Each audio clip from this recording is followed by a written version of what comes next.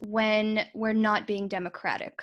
And So how do we become aware of that if we're not aware of that? right. You don't know what you don't know. You don't know what you don't know. So you have to be able to really zoom out and look at what is the difference here. So typically how we are parented and how we move through the world and the systems that govern our lives, they're pretty authoritarian, like you said about school. The teacher is at the head of the classroom and the students are sitting down and they're expected to be compliant. You're going to do the work that you're told to do and you're going to do it very well, and then or else there's a consequence. So we're driven in our systems by rewards and punishments and a unilateral authority that creates all the expectations. It's pretty standardized, and we are told that our beliefs, our thoughts, our feelings don't really matter, and we have to contort ourselves and fit into the system the way it is.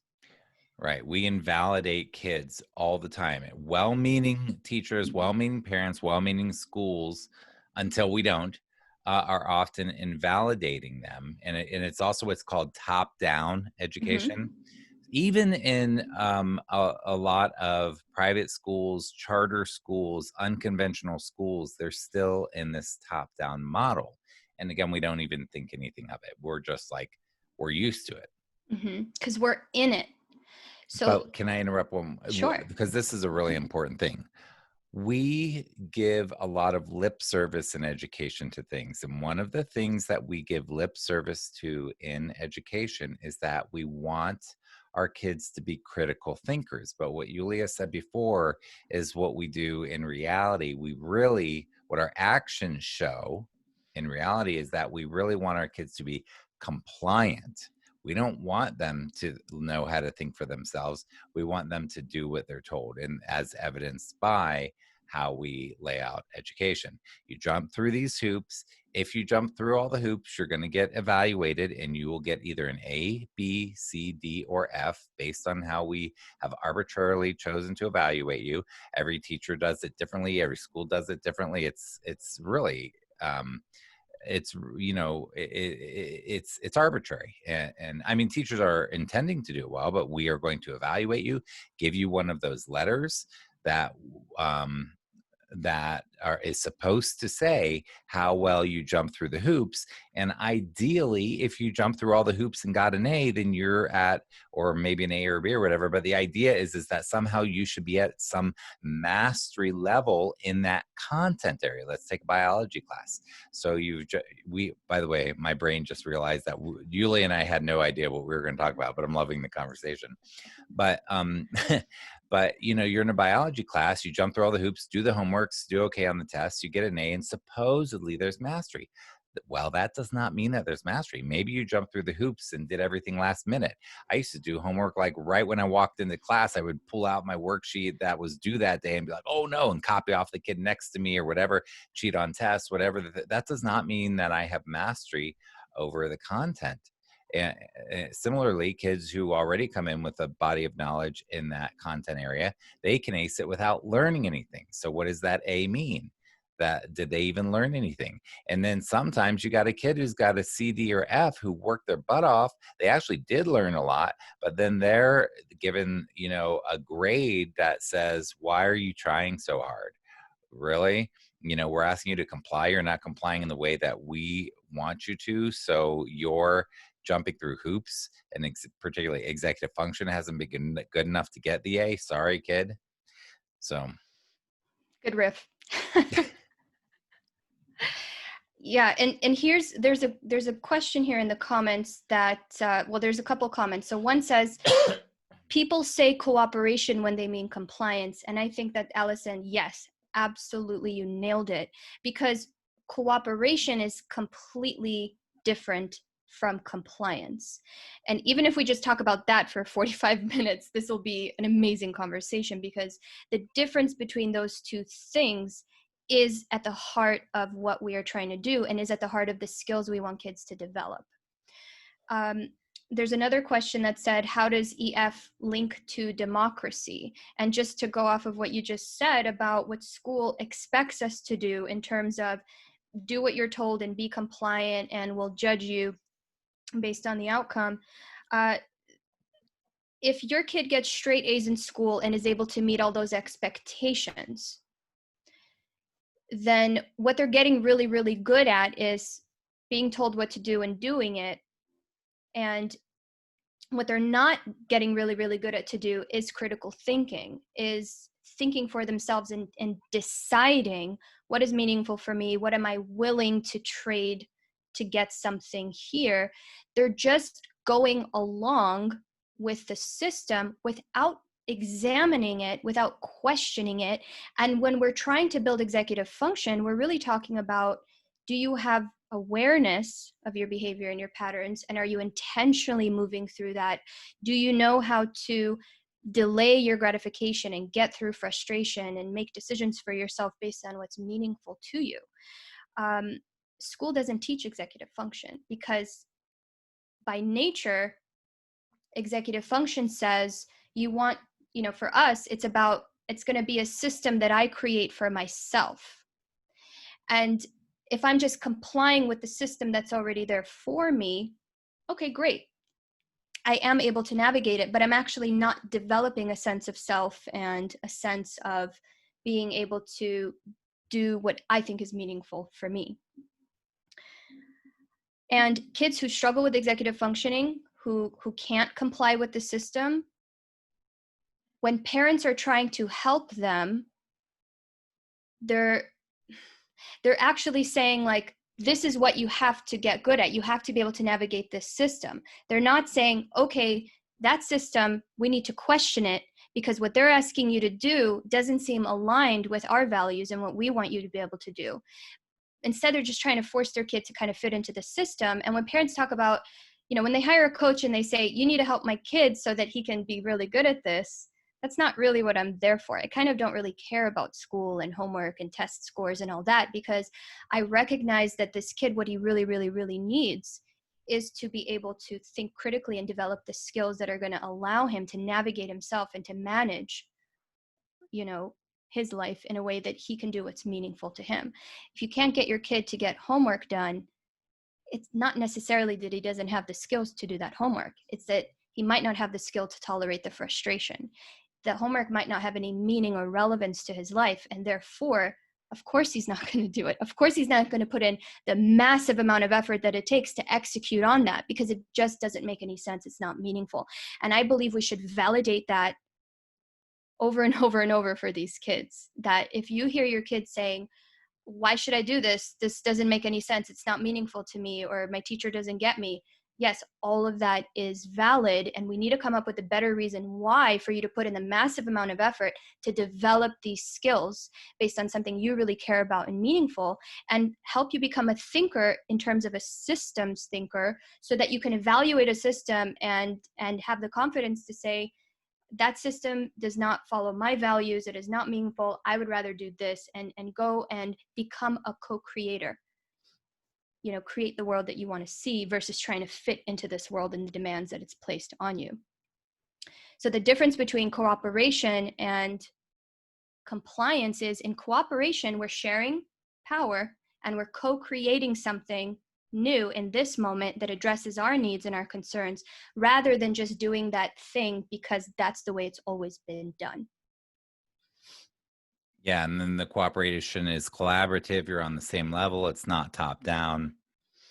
Yeah. So Heike says, for example, I think as a parent, I really need to learn how to approach in the democratic way and be okay with it and be okay with the outcome. And then Shanila asked, are there times when complying is necessary? Yeah, absolutely.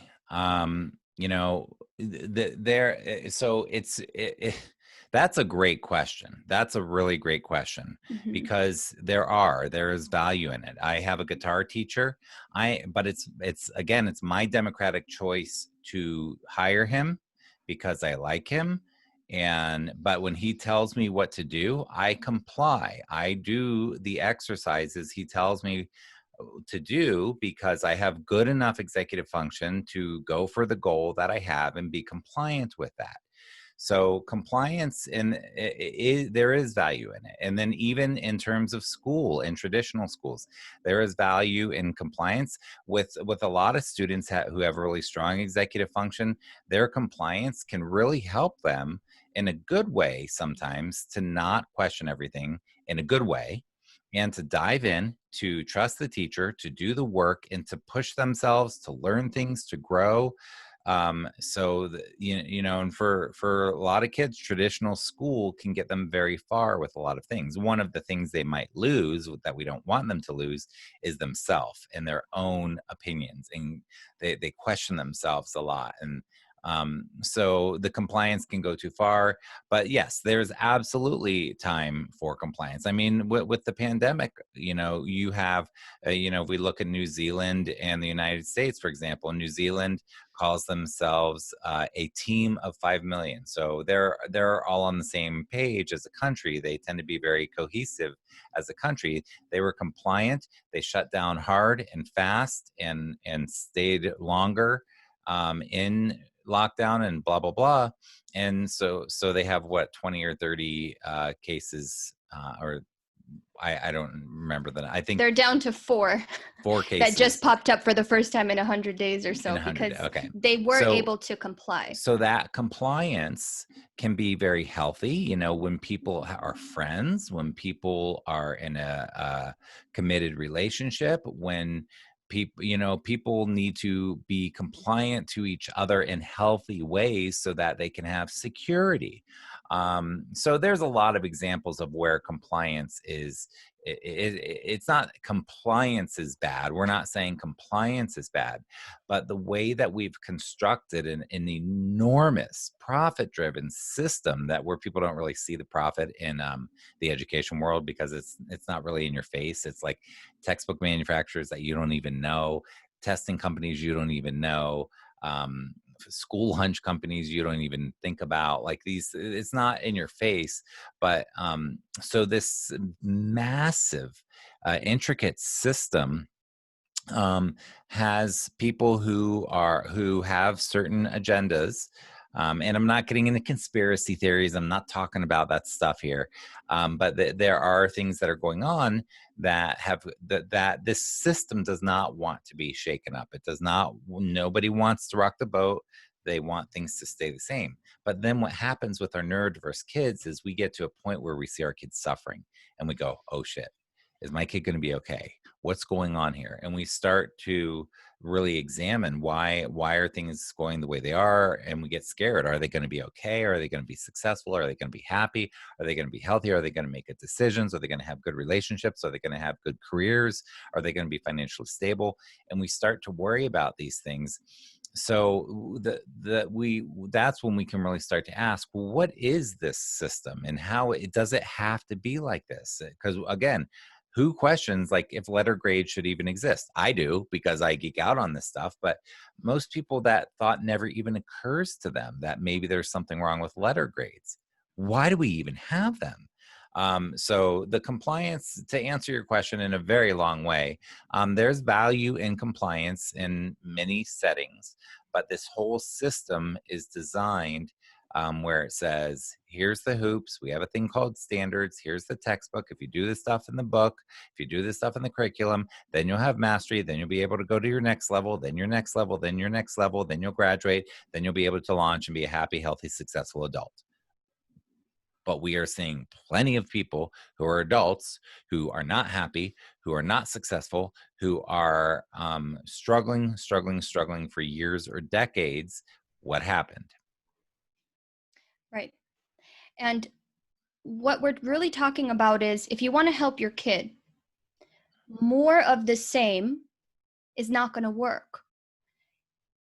More of, well, you have to do it because I said so.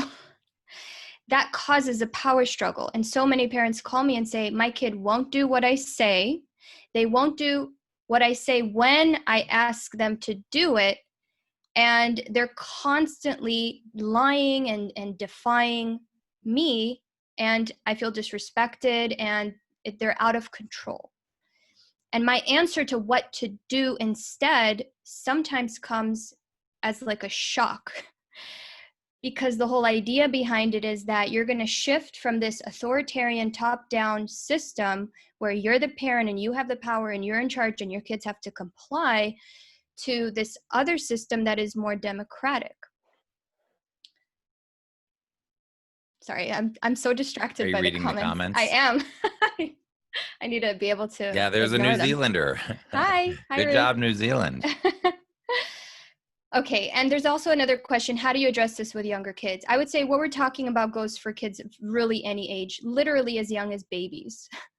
Because something happens as your kids are growing up is that we're all driven by the need to have power and direction over our own lives. Nobody listening wants anybody else to tell them what to do and when to do it. We all want the freedom to be able to make decisions for ourselves. And the fear of giving your kids more power, more freedom to make decisions, to fail, to make their choices and to suffer the consequences of those choices is, but what if they mess up and the consequences are catastrophic? And that's really, really, really scary, to give up this sense of power that you have and to share that power in a democratic approach to helping your kid, one where they feel empowered and they get to make their own choices within reasonable limits that you set as a parent, but one where they actually take ownership. And parents ask us this all the time. My kid doesn't have buy-in and he won't take ownership. Well, that's because we're not actually allowing them to have ownership. We're driving the car and they're in the passenger seat and we're telling them we're going to go to this destination at this time and you need to be happy about it. You need to be able to get through it and do it. And we're not really giving them a good enough reason why. The why is because that's how it is. And you just have to deal with it. Well, kids who don't have the ability to cope and to tolerate that level of frustration and injustice, which I think is very valid. And then kids who aren't validated, something about this seems wrong and, I don't want to. We just tell them to suck it up and do it. So we don't give them a good enough reason to actually put in the effort to do what we're asking them to do. So the question is, how do you parent more democratically? How do you share the power? So should we jump into that? Well, yeah, and again, I want to say that there is a time and a place when they don't have a choice, and there needs to be a tolerance for that. But what we don't want is to raise kids that feel like they never have a choice, because they will eventually start lying or just being defiant or blah blah blah. So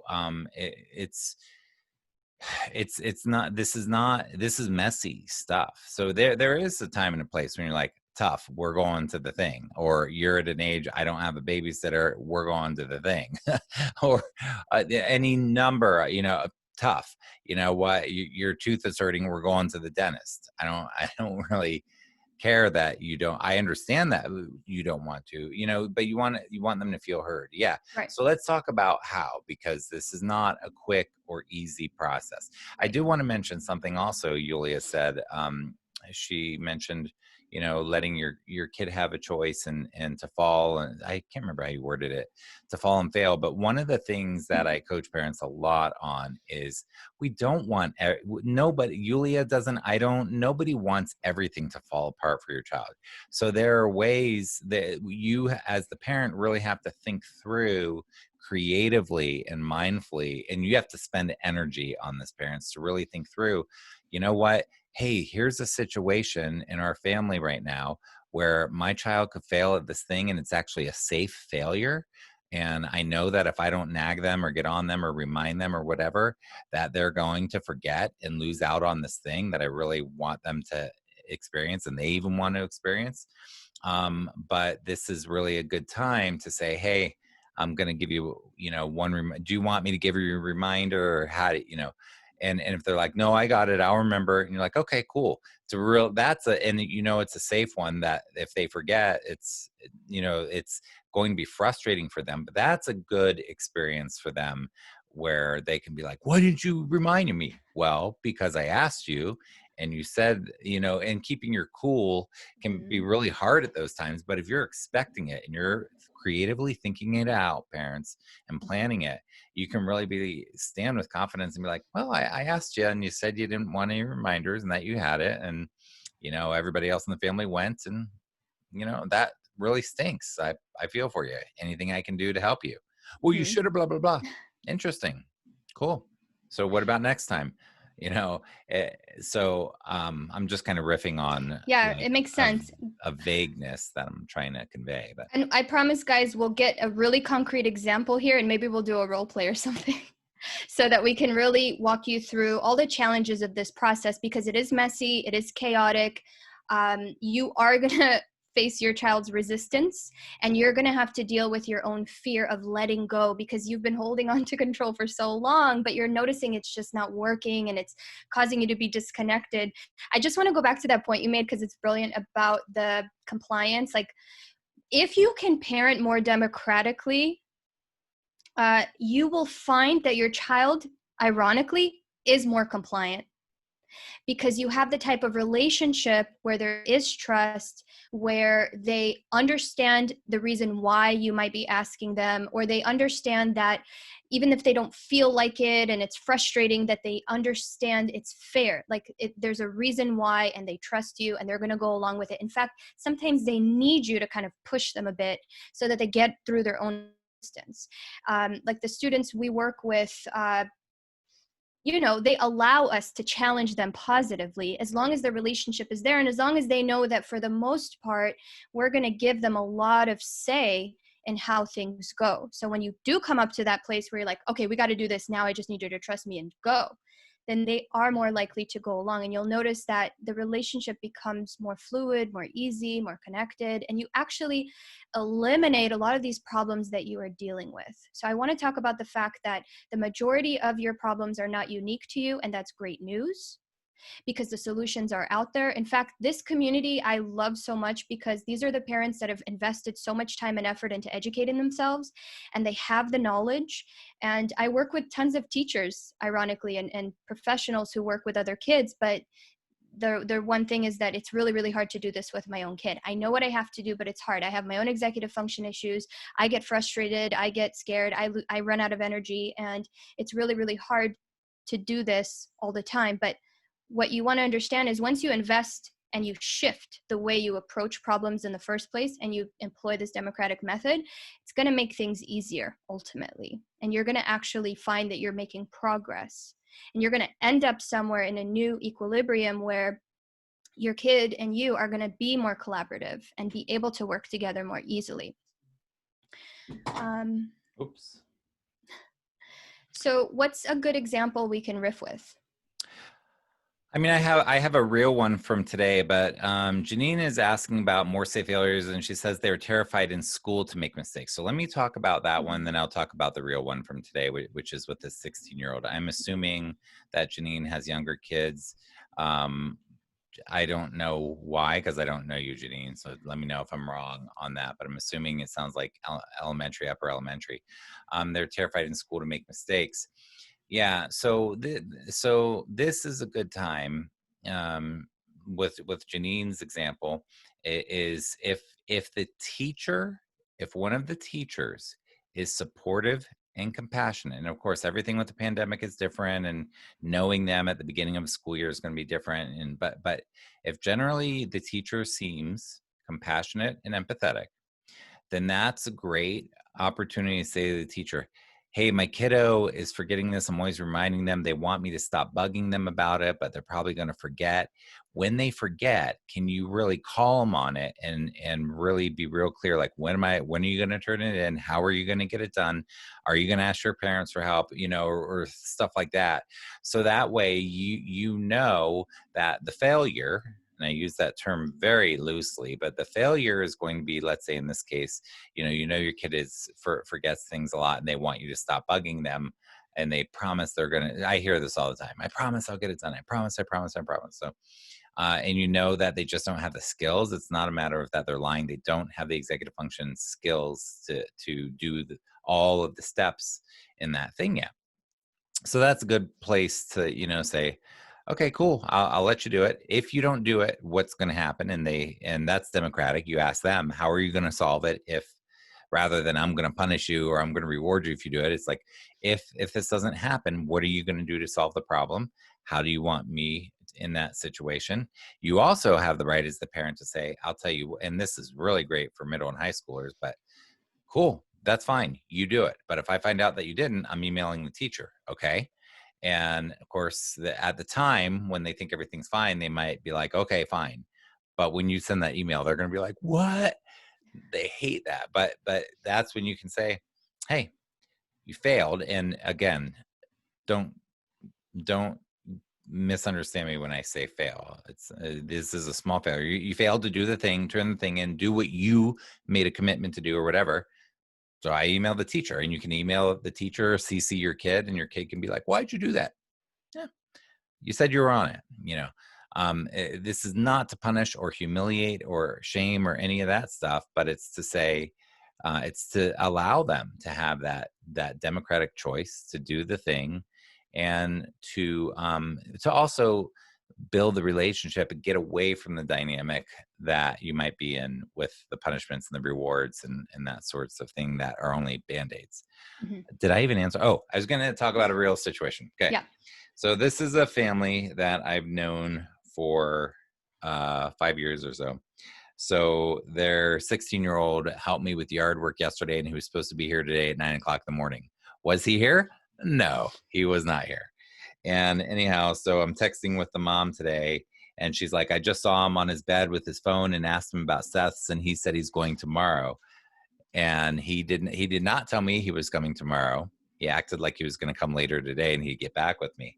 And then she said, fire him. Now, I know this parent. For her to tell me to fire him, it was very, very hard for her to, but she's been working on this for years, and they do have a fantastic relationship. But she's saying, Seth, look, just fire him, let him have the experience, because he's not, and he is not showing up. He is not reliable. I was depending on him today. I prepped stuff for him today. That drives me nuts if my personal friends do that. So this really, and of course I know the kid and I'm not surprised, but it's like, I can't rely on you. I'm going to hire someone else. So that's also another example where it's not shame. It's not, why'd you do that? It's not, oh, it's like, hey dude, can I come over and work tomorrow? No, I'm good. What?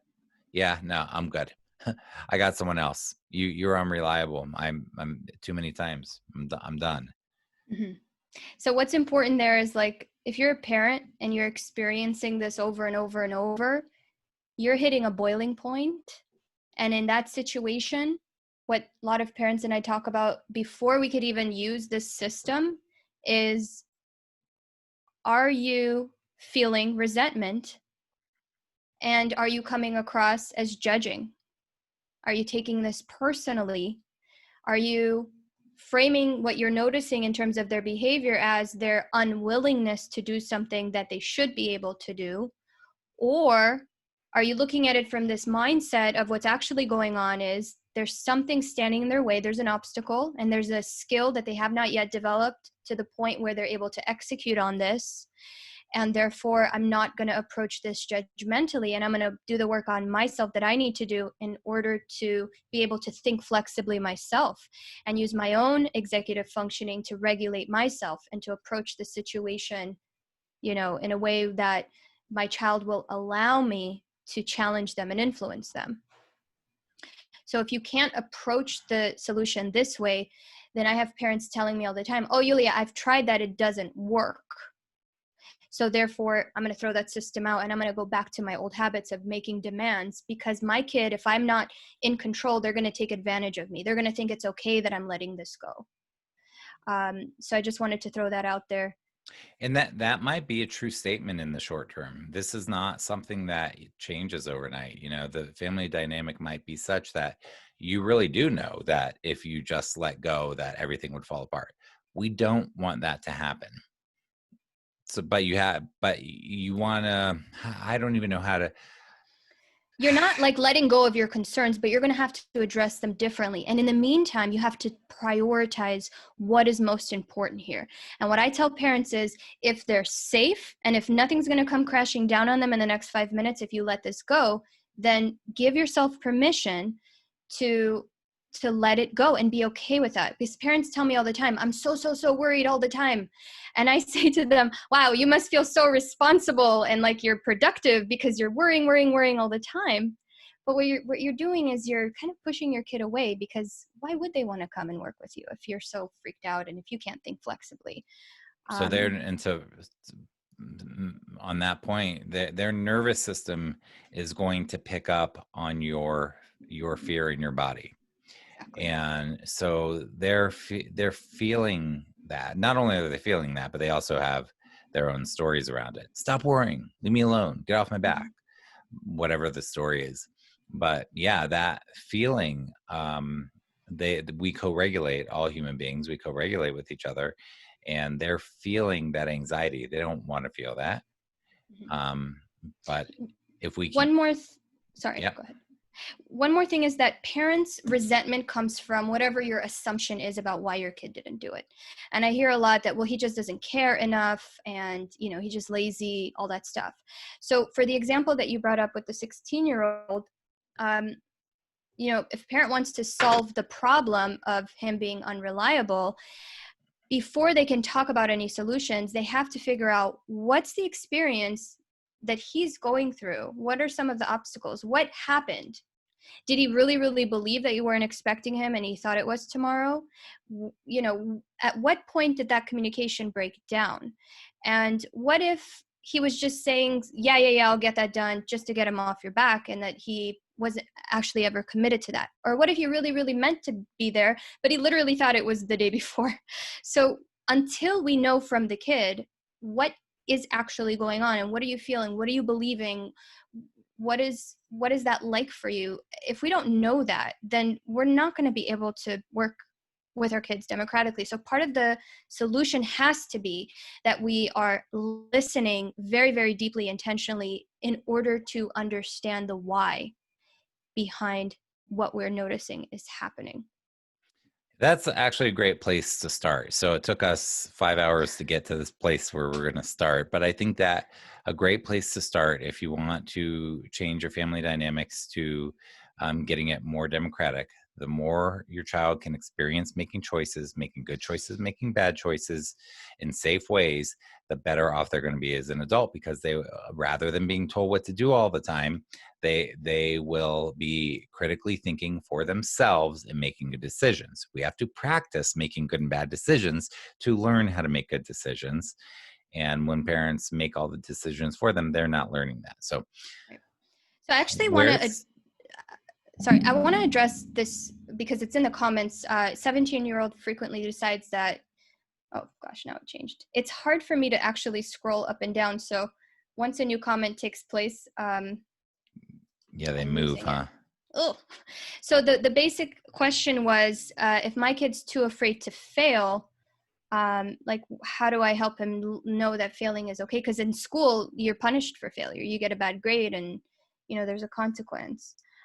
Another question, what approach do you take if a young 8 to 9-year-old child doesn't respond to consequences, school, sports, etc., not motivated by rewards, giving choice, or consequences? Okay, so that just fits right into what we're saying. One thing to understand about motivation, and then we'll circle back around to solving this problem, but your kid is already motivated by this deep, deep, deep need to get along and to be successful. They want to be successful. They don't need a cookie or a reward, or they don't need a consequence in order to already be motivated to get what they want and to be successful and to get along. These are all hardwired into us. And what's happening with executive function deficit is sometimes to get what we really, really want, we have to delay the instant gratification. We have to tolerate frustration. We have to get through a series of things that are frustrating in order to execute and get what we want. But we're all driven by what we want. Some of us have the ways to get what we want adaptively, and some of us don't, and therefore we struggle to get what we want, and we become defiant and resistant. And consequences don't work because they do not address the underlying either lagging skill or whatever the unsolved problem is. Consequences just say, I'm making all the rules, I have the power, if you don't do what I say, I'm going to give you a consequence. There is a way to positively construct consequences, but again, you do that collaboratively, and you just really talk about what are the natural consequences of this choice. Megan remembers you from last year. You're distracted. I know. I am distracted. So let's, oh gosh, let's take anyone. And by the way, I've been doing this all day back to back. Have you? And my brain is a little fried because it's funny because this is the conversation I have over and over and over, and it just goes to show that these problems really aren't unique. And Treya says there's no drive, they're okay with whatever. Not really. But not really. Exactly. Your kid really wants to succeed. They just, so yeah. So at this point, and I'm going to assume if they're okay with whatever, they're middle or high school, but they're not really okay with whatever. But things are so daunting for them. And I'm sure you know this, and I'm sure you feel so much compassion for your child, but your child is looking at like Mount Everest, and they have like shorts and a tank top on and bare feet. Like, how are you going to climb that giant mountain? You don't have the right equipment. It's just like, why try? So by the time they're okay with whatever, they're really not. But it's just it's so daunting. They don't know where to start. They don't know that they don't have the skills. They're told you need to try harder. You're being lazy. You're not motivated enough. They're being told these things. They start to internalize these messages that do not take into account the legitimacy of executive function, and they do what they need to do. We all look for the least amount of friction possible, and the least amount of friction in this case is say, yeah, whatever, I don't care. That was me for sure as a teenager. I was definitely that. And so, and then no drive. If you think drive is going to be coming tomorrow, it's not. What's going to create drive? I mean, if your kid is not a driven personality, I would not be even using that word. I think it's very misleading. But what is going to get your child to take small action, forget drive, small baby steps to start changing their life. If your child is going on a downward spiral, and we need to start getting it going up, a 2% grade is something. If they're just going up a little bit, if they're going down now, we're just looking to switch that. But so even a little bit is a lot in this sort of a case. But that starts with the relationship with you, the parent, feeling happiness and joy and connection with the parent, feeling heard by the parent, seen, understood. This takes a lot of repair and healing sometimes in a family system, a lot. Okay. So it's not just going to drive. You got to work on the relationship a lot. It also takes reframing. So for the parent first to reframe all the situations and rethink, am I really looking at this through a lens that I believe, or is this the lens that I was brought up with? And that the people around me have? What is my truth? So reframing things to get more realistic with what's going on in your own story with the stuff. And then also drive happens when things matter. So again, when it's not democratic and we're always telling them, oh, you got to take this class with this teacher, you don't like the teacher, or it's boring, or it's online, there's so many more interesting things on your device than this teacher in this class right now. They don't. So these kids don't have, well, kids in general, the brain hasn't really developed good long-term thinking. So they're not really seeing, oh, I'm planting seeds for when I'm 25. They think 25 is like a senior citizen or something. So I'm just kind of joking, but kind of not. Like, they don't have this long-term thinking. And so the drive to like achieve this stuff is like, why? And what Yulia said earlier, there's a lot of the instant gratification stuff. These things can be way more gratifying. I don't know how to delay gratification. I haven't learned it yet. And so that might be where your child is. So the drive has to come with like things that are interesting, motivating, that they're passionate about, that they're curious about, that are fun for them, that matter to them, that are purposeful to them. And oftentimes what we're asking them to do is not. And I will say too, when I am working with a kiddo like that, I'm not the parent, and I really am, and Julia is too. We are working on getting them to move a millimeter. And do the tiniest thing. And then we reward the heck out of it. Oh, wow. Yeah. You just let me help you reorganize your backpack. Dude, that's awesome. Yeah. And the real reward is in that you and I, we have fun in the process. We don't take ourselves too seriously. We're not worried about, oh, if you can't do this now, what's the future going to look like? We're just really, really present in this moment. And we really care about the kids' relationship to us and relationship to the task. So there's all these different types of questions we're getting, I like, know how do there's I so help many them good with, questions. I mean, but let's, I want to answer it by just giving the process of how to address things so that your kid will actually listen to you. Because you can have all the best tools and all the techniques and tricks and everything, but if your kid's not paying attention, then it doesn't work. So what you're saying right here is important, because before you even get to that solution, you have to do some work on yourself and figure out, what are my own triggers? What are my expectations? And how is my child really perceiving me? Do they feel safe? Or do they feel like I'm constantly disappointed, and that, I have to make sure that they do this stuff. I have to teach them this. I have to show them, step by step, or else they'll never learn it. How do you actually get kids to listen and care and take ownership about whatever it is that you're addressing? And the first step is to, gosh, I keep getting distracted. The first step is to pick a concern that is your priority, and create a time and space where your kid can come together with you to address that one concern. And the first step in the process is you're listening to understand them from every angle. And in this process, all you're doing is you're making their concern actually more important than yours. So 90% listening. yeah, and there's a specific way to listen that nobody ever teaches you, so you don't even know to do it. And you end up with your kid saying, like, my parent never listens to me. That's the biggest complaint kids have. The biggest complaint parents have, my kid won't listen to me. So parents, you have to model active listening to your kid, and they have to feel very, very heard and validated, like their thoughts and their opinions matter, and that they could trust that their own perception of things, and that they can connect with you in that deep way. So if your kid is struggling with remote learning, this is a huge problem right now. They're sitting in front of a screen and there's a million distractions, and you as a parent are looking over their shoulder and making sure they're focused every moment, and you're exhausted. This is exhausting. And you have your own stuff to do, and you have other kids, and this is so new that you're just overwhelmed, and you're thinking, wow, this feels impossible right now. So just notice that that's your experience. And then later, not when it's happening, while it's happening, you kind of have to let it go. Let them be distracted. Let them really experience what that's like, so that you can come back to that when you're in a better place, when you have time, where you're feeling good, and just say, I'm noticing that it's really, really hard for you to focus during remote learning. Tell me about that. What is that like?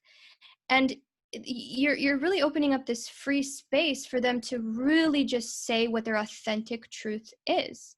And they Now, if your kid is used to saying, I don't know, right. nothing, it's fine. I mean, you don't come back to Yulia and I say, oh, it didn't work. Like, Right. you've spent years creating that dynamic. You Right. have to be persistent. You can use a pre-conversation and say, hey, I'm going to ask you a serious question. I want a serious answer. If you don't give it to me, I'll come back in a half hour and ask you again, but I really want you to think about it. And they have to know that you're really going to listen and not interrupt them 50 times like I just did to Yulia. So how do you show them that they can trust you, that you're not going to get upset because they won't answer, or that because sometimes they just literally don't know, they can't even process your question. And a lot of times, parents, your kids are waiting for you to fill in the blank. If I say I don't know, my mom gives me 5 multiple choice questions, and I'll just say, yeah, that one. And I'll just do whatever I need to get her off my back, because this is annoying. Right. So it's impacting your nervous system. It feels stressful, and you're just going to take the path of least resistance to get it to stop. Awesome. Yeah. And if they're not used to this type of dynamic with you, they're just going to hold out and wait until you get frustrated, or you give up, or you fill in the blank, and things go back to normal. So parents, why this process feels impossible is because the moment you get resistance, it kind of throws you off. So how do you actually show them that it's okay? Is that if they say, oh, I don't know, and you just answer, okay, would you be willing to think about it for a minute, and then see Think about it for a minute and see if you can come up with anything. And if you can't, that's perfectly fine. You drop the expectation, you drop the pressure. And ironically, there's a lot of irony in this process. Ironically, they're going to say, oh, yeah, my friend texted me, or some image popped up, or I really, really love this YouTube video and I was really, really waiting to watch it. And my teacher was so boring and I hate math and it's not important. And I really don't want to do this. I wish I was back at school with my friends. When you hold that space for them and don't expect anything to happen, all of a sudden, the dam breaks and they start talking. But it's hard for kids to do this if they expect parents to immediately jump in and start trying to change their mind and use logic to change their opinion here. So this is the big, big, big, big no, don't do this. When your kid is expressing to you their frustration or their beliefs or their opinions or their experience, you're going to wait until they're done, hold a little bit of space, let there be a little silence. And the next thing you say back is you're going to repeat their words back to them. And you're going to say, all right, I hear you say that you're really, really, really frustrated and that you don't like math. It's not important to you. You don't like this teacher. She doesn't understand you. And you'd much rather be watching that YouTube video because that's actually really fun and exciting for you. Am I getting that right? And wow, they're going to hear their thoughts and their feelings and their beliefs right back to them. And probably for the first time ever, they're going to actually get to process that and decide whether or not that rings true for them, or if there's more they want to say, or if there's something else that they didn't mean and that they can rephrase it. That was perfect. So Yeah. that's called reflective listening. There's probably Mm-hmm. a million things to call it. Multiple speakers this year. So TIFOS is coming up this Friday. I'm super excited. Multiple speakers this year talk about reflective listening. And it's exactly what Yulia just said. So what I hear you saying is blah, blah, blah, blah, blah, math, the teacher, yada, yada. And then you pause and then you wait and see if you did hear them. And they'll give you whatever signal to be like, yeah, I feel heard, or no, that's not right. Mm-hmm. And this takes time and patience and practice and persistence. Doing this once is not going to change years of a dynamic. But I'm telling you, Yulia is telling you, we see changes in families where the corner is turned. Meanwhile, I do want to put a plug in for this thing called TIFOS this coming Friday. The summit, if you're not signed up, go ahead and sign up on executivefunctionsummit.com. And if you're liking this, what Yulia and I are talking about, please take a moment and share the link in one of your Facebook groups with parents who might also benefit from this summit, which is amazing. So somebody mentioned Dr. Green. Yep. And they're right. We're just using the same old plan B. I interviewed him the other day, so his is ready to rock and roll. It was amazing. It was super dense, but so good. So a lot of the speakers this year are very, very, very dense, which I like. But you'll hear the same things over and over from these people who dedicate their lives to this stuff. It's about listening, relationship, connection, warmth, feeling heard, feeling understood and seen, patience, baby steps. There are so many themes that are repeating. So yeah. And Steph, who mentioned Dr. Green CPS, said she's having an aha moment, make their concern more important than yours.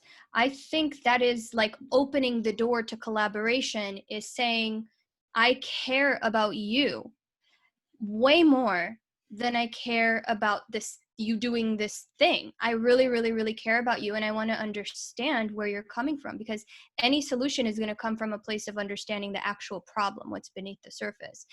And your kid's going to be your best source of insight. I can't tell you how many calls I get with parents asking me, and how many times I read in a Facebook group, hey, my kid's doing this, this, this, and this. Why do you think they're doing that? What do you think is behind it? Your kid is the best source of the information there, and you're killing two birds with one stone, because them sharing that with you is what you want to get them to practice. It's going to help them to process their experience and develop what we want: metacognition, mindfulness, awareness. They don't they're not born with this. They have to develop it over time, but they do have the capacity. And so you're going to need to be their executive function. Their reflection has to be in a non-judgmental space, because when your kids feel judged or shamed or like they're going to get punished, what happens is their executive function brain, their prefrontal cortex, it just shuts off and they go into fight flight mode. And that's where you get the kid who's sitting there and you're asking him a question and they're just staring blankly at you. And what parents do is they interpret that as, well, you're not saying anything and you have to be a part of the solution and I'm losing my patience here and you just need to go to your room. So it's really up to how you show up to this interaction that's going to decide the trajectory of where this goes. If you can truly be regulated and just be really, really, really curious about what is your kid's experience right now and give them space to take time and not give you the right answer and be okay with no matter what happens. Once they open that door a little bit and start sharing with you and you start reflecting to them, the floodgates open. And sometimes this takes an hour to get through this part of the meeting. Sometimes it takes me several meetings, but this is the most important step because they're going to actually feel understood and that you're really here to help. And then we're going to make mistakes. We're going to mess it all up and get angry and yell and whatever. And what Yulia said earlier is so powerful. I want you to write it down, right? I notice on a sticky note and put it on the refrigerator. Mm-hmm. and start with that. I noticed that when we were talking the other day, I got really frustrated. And then I noticed that you like wanted to run to your bedroom. And I noticed that my voice got really loud. And yes, you can do this with teenagers. But just the I notice makes it objective. Debbie Reber was talking about, or not Debbie Reber, one of the other 30 people you spoke to this month. Jessica Mccabe of How to ADHD, the YouTube channel. She's amazing. She was talking about how maybe both of them were talking about it, but how to sort of take the personality out of it by saying, hey, my brain does this, or, my emotions do this. When we were having that talk, my emotions did this, or I noticed that your brain did this, rather than saying you, blah, blah, blah, you were irresponsible, or you forgot, or say, I noticed, when you seem stressed, I noticed that, your brain forgets, blah, blah, blah, that can sort of make it more objective. And the I notice is very objective. And then, and what we mean by objective is not judgmental. And in the mindfulness world, there's the judge, or there's what's called the observer, the observing mind, the watcher. Mm-hmm. And in meditation, that's where we're watching our narrative and story in our mind, and we're watching our bodily sensations and our emotions, but we're watching it, and that we don't have to listen to it. We don't have to say, like when we're driving, if somebody pulls out in front of you and you want to just lay on the horn, you can be like, whoa. You can be the watcher and be like, whoa, I just had this urge to like lay on the horn and I'm actually not in a hurry. And so that's sort of mindfulness, but that's what we're trying to help them. We don't, when they feel the judgment from us, they feel shamed, criticized, micromanaged, however you want to look at it. It doesn't feel good. It's a constricting feeling. It's a, hey, get the heck away from me feeling. Mm-hmm. I'm going to lie to you. I'm going to slam my door. I'm going to run. I'm going to tell you what you want to hear. Whatever the response is, it's not even present conversation. It's, I need to quell my nervous system. So, all right. We had a great time. Take care. Bye. Just kidding. I'm getting fried. And it's been an hour. Let's do a couple of rapid fire Q&A and let's wrap up. Can I just wrap up the actual thing we're doing here? Because Please. There's two more steps. We didn't know. Literally. That's okay. Yeah. I'm glad you're here, parents. So after that first step where you make your kids' concern more important than yours, the next step is you ask them to hear your concern out and you keep it to one concern only. Parents have this thing where, oh my gosh, I have his attention. He's listening. I got to say everything right now or else I'm not going to get the opportunity. So just a quick tip here, make it one concern and talk about how is this affecting your kid? How is it affecting those around him? Ask your kid to reflect back to your concern. Make sure they hear you and they understand you. You feel heard and understood and validated. And from that point, that's where you're going to invite them to sit in the driver's seat, take the lead, and start to think of some solutions to their problems. This is where ownership happens. And they might again say, I don't know, this is stupid, I don't think it's a problem. Then you go back to the empathy step. Okay, I'm hearing you say that this is really, really hard and you don't think it's worth it. Tell me more about that. So you're constantly going back to the empathy stage when you feel resistance. And this is what parents do not do, because they want to rush to get to the solution, because the outcome of this meeting needs to be that we figure this out and we prevent this. So going back to empathy, reflective listening, getting them to come up with a solution, trusting that, as long as the solution addresses your concerns and they're satisfied with it, knowing it's probably not going to work perfectly, knowing that you're going to come back and reflect what worked, what didn't work, what can you do a little differently next time. This is the democratic process. Strategically speaking, when I do reflective listening with kids and I'm asking them to reflect back to me, parents, you might want to know this. What I do is I tell them, hey, I'm going to ask you in just a minute what I just said. Now, so I often do this with instructional things. So I'll be like, hey, I'm about to explain, like one of the kids I'm working with, we're doing FOIL and math, first, outer, inner, last with algebra. And I'm like, I'm going to explain this aspect of it to you. And then I'm going to ask you to tell it back to me. Are you ready? And I'm telling them what's coming. So if you're just like, now, what did I say? What did you hear me say? They might be like, I don't know. And by the way, I have kids that it's great because they trust me enough to say this. I'll finish the string of things and they know that it's their turn to reflect because I do preset the expectation. You're right. But they'll say, to be honest, as soon as you started talking, I really stopped paying attention and I didn't hear a word you said. And I'll they giggle feel at safe that. enough to tell you that rather than lie and BS. Exactly. And it wasn't always the case in the beginning of our meetings, but later on they feel safe enough, and we'll laugh at that. We'll say oh my gosh, that happens to me all the time. All right. And maybe I made it too complicated. Let me try to rephrase and simplify that. So just kind of, it's not going to be perfect, and just you never know. that. Maybe they've had a long day. If Yulia is seeing them after school and their brain's tired, maybe they already struggle with attention. Maybe they're thinking about, a problem they have with somebody. Maybe they're just daydreaming, So you just don't know. And I'll always assume positive intent. Absolutely. All right. Where are we at? You wanted to wrap it up and do rapid fire questions? All right, let's do 3 questions. Okay. I don't know that I don't know how to look at. So Yulia and I have not done this before. Let me see if I can figure out how to get all the questions, because I'm only seeing a few at a time as well. Yeah. Oh, 5 people want to join the group. I just found that. Sorry, 5 people. Okay, let's see if I can figure out how to do the comments. It's only showing a couple. It's not really doing anything. Right. Okay. All right. Pop a question in the chat. It'll pop up in my face right now. Great talk and insights. One concern at a time is 100% right. Yep. So all the speakers saying it, baby steps. I'm sure we can share this outside of I'm not sure if we can share this outside. I don't think you can share it outside the Facebook group, but we're trying to record it and we'll plop it on YouTube, and you can check out either of our blogs this weekend and grab it from YouTube, or go to SethPerler.com, YouTube, or Yulia. All right, add a question and it'll pop up for us. Yeah, even if you're copying and pasting something old that you don't think we saw. I literally don't even know if I'm on the right page. I don't get this thing. Yeah. Okay, there we go. Thank you for recording it. You are welcome, Shauna. Hi, Mary. Hi, Sonia. Hi, Kristen. Okay, questions. I'll take 3. Yulia will take 3. All right.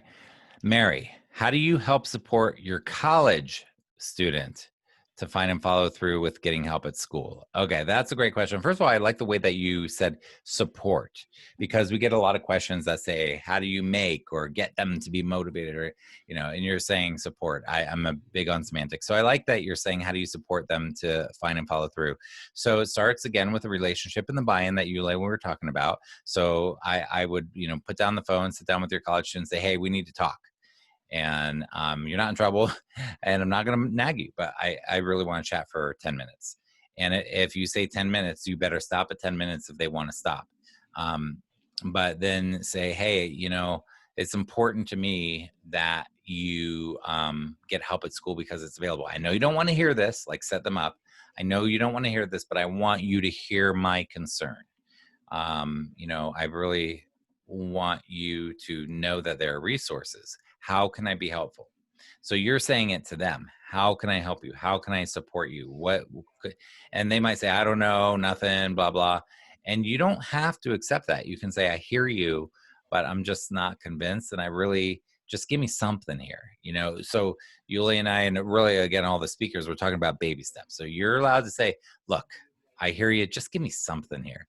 Look, can I help you by writing down the office hours of your. So one thing I do with college students is we put office hours in their calendar and replicate it for the entire semester. I just want to tell you that we use Google Calendar usually, and I'll have it replicate for the entire semester when the office hours are.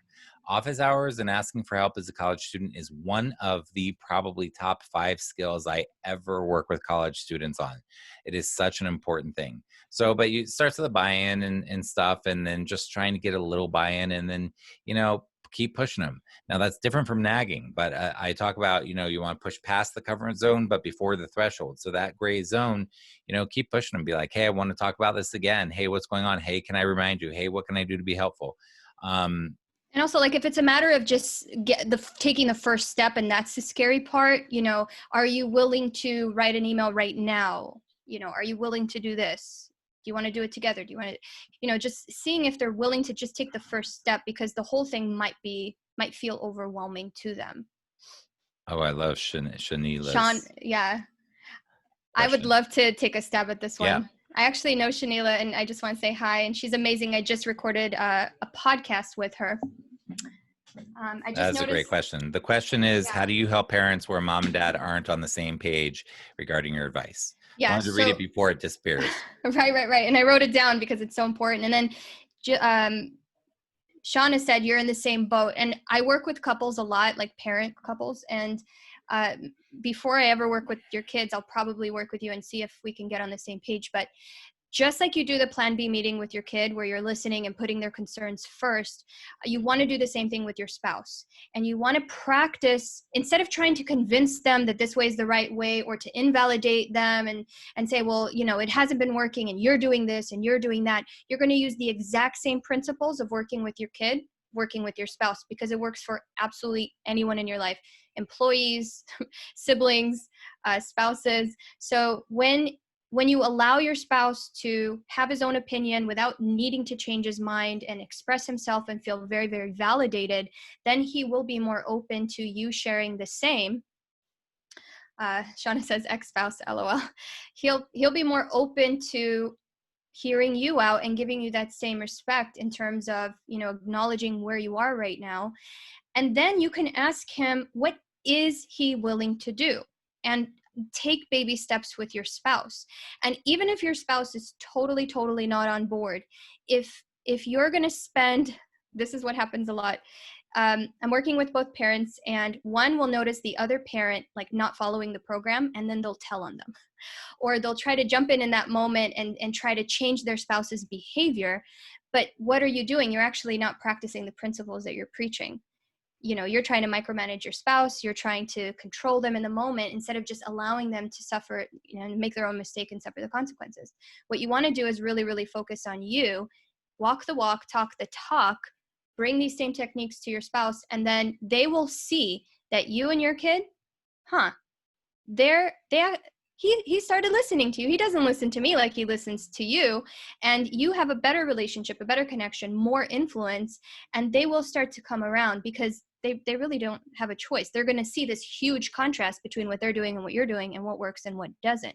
And if you're bringing that same system to them, they're just going to intuitively, feel heard, understood, and like they're willing to be more flexible. I think also using some of the printouts, like for my site on executive function or the executive function quiz, get the printout version and give that to the spouse or step parent or whoever, and say, hey, check this out. You might like this. Don't say you got to do this. I mean, I'm thinking of a lot of dynamics with, there are just a lot of parents who aren't on the same page. There are a lot of parents who grew up with a lot of shame around this stuff. There are a lot of parents who are very driven and this stuff comes easy to them. They just don't get it. So they think they're just being unmotivated or lazy. So they literally aren't educated on the reality of the situation. So what we want is education. So print off something that's not you, Mm-hmm. or send a video that's not you. Say, hey, you may like this, rather than you need to watch this type of thing. So start with something that's outside of you to help explain this stuff. Mm-hmm. And, Shauna said, yeah, ex-spouse, LOL. Like, yeah, a lot of times, these differences when two really don't see eye to eye on this is so toxic that, it sometimes really damages the relationship. And so this one, Shauna says, doesn't believe or work with my daughter. Like I don't know, Shauna, but like that's the type of situation you can't do anything about that. You're Right. not going You to have no change the control. person. Yeah. But what you can do is continue to build your relationship and secure attachment, look up attachment theory, and build your relationship with your kid. That's everything. The kid having one really solid person who they feel seen by is so big. So I want to talk about Kelly. She said, where do you start with your 17-year-old completely shut down, just found out they're 2E, very bright, dropped out of school, 12 hours gaming a day for the last 6 yeah, that's a months? good one, but I don't want to lose Jillian's either. Sorry, school starter. Mm-hmm. Okay, go ahead, Okay, so Kelly. Kelly, I just want to validate and acknowledge that's really, really painful, and that you're watching your kid, and it's hard to watch that. So before you can kind of jump into collaboratively solving any problems, there's a lot of connection to do there, and you want to kind of show up and see if you could be a part of that time. So can you sit and enjoy just watching him play the game and get to know what he really, really loves about it, and Play. play and just have fun and drop all the expectations and give yourself like a certain amount of days where you're just going to drop everything, drop all the demands, and just be perfectly fine exactly how it is, and see if there's any way you can connect in a really authentic, fun way, so that his experience with you isn't just, you trying to get him to do something, but it's also just for the sake of hanging out and really getting to know what does he really, really love. And I love asking kids these two questions. Hey, what do you really, really love? And what really, really pisses you off? And that starts a really great conversation where you get a lot of insight. Yeah, and that one too, Kelly, this is a situation where if you're not already getting outside help, don't wait. There are Mm-hmm. people who work on this stuff for a living, and this is at that point. Um, so the shutdown, like his nervous system Mm-hmm. is shut down. He goes into withdrawal state. He resorts to the instant gratification of the games. It's probably to an addictive level. These are called process addictions. Probably needs a lot of help. So get it. It's out there.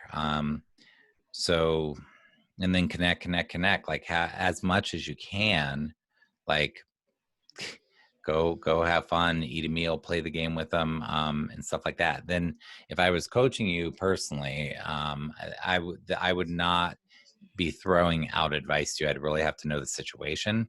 But I will tell you that in a lot of situations like this, if I was coaching you, I would probably be looking at, okay, well, how do we start getting them to do something? Meaning, I was working with a family recently and they're in a similar situation. I was like, in this particular situation, it's like your kid has to start paying some of the bills, even if it's 1/20th of the bills. They don't want to get a job, but it's like they need to, if it's 1/20th and the phone bill is $50, 1/20th of 50 is what? $2.50 a month. But I want them to see what each of the different ones are. I want them to have an invoice. And this is a lot of work on the parents' part, but it's like they need to start understanding that this kiddo is 17. Your kiddo is 17. Like that they're gonna event, and it might take a while. It might take years, but it's okay. You'll get there. I didn't launch until I failed out of college. My first year of college, dropped out of my second year of college before failing out, and didn't go back to college until I was 25.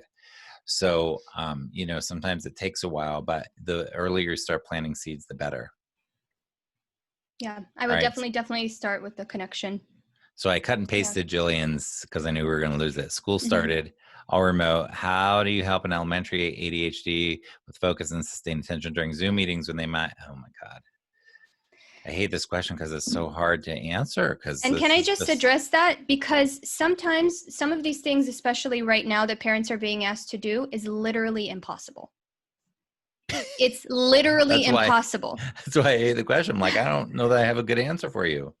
So it could be that your kid can't, and that's okay. And now, as a parent, you have to figure out what is reasonable to expect from my child and where do I need to advocate. And I'm not going to start this conversation here and now, but hopefully we can have a whole different talk about this. But how do we start to examine the systems and the expectations that are placed not just on our kids, but ourselves and teachers and parents?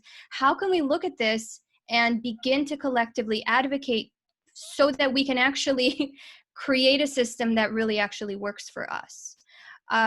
And I believe that's coming, and I believe there's going to be a lot of organizing necessary, and parents, you're going to have to get all these resources in terms of how you're trying to navigate this situation, and take a step back and really realize that what we're asking parents and teachers and kids to do right now might be impossible, and we might need to take a break and really look at the big picture and say, what are we actually doing here, and is this important enough, and is this meaningful enough for me to force my child to struggle through it and adapt, or do we actually need to take a break and say, you know what, this is ridiculous and we need to figure out a new way of approaching this, because this is literally, I'm being asked to do the impossible. I'm going to talk about my guitar teacher again. He's exceptional. I am not. I'm decent.